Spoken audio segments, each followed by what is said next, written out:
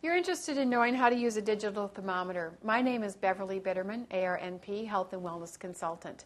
If you visited a drugstore lately and looked at thermometers, you'll understand that there's a variety of types of digital thermometers on the market.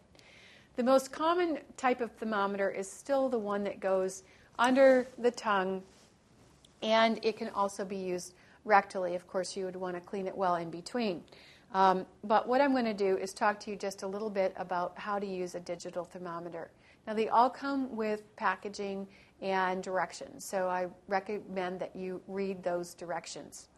What you'll do then, most likely, and this one I have here, is there's a little button, and so I'm going to push that, and it lights up, and then it gives me a kind of a clear green screen, and it says low. So I'll put it under my tongue now, and we'll see what happens.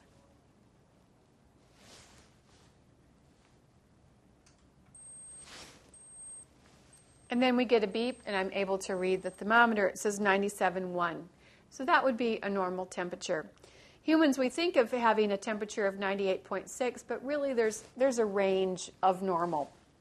It can vary by time of day, etc. Under the tongue, you're looking for 98.6, about. Under the arm, about a point lower, about 97.6. And rectally, it's about 99.6. Above those indications, then you start to get into having a mild fever, and if you're much above, then you're into more severe fever.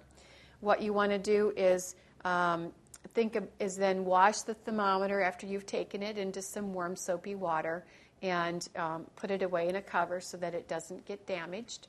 And basically, that's how to take a temperature using a digital thermometer.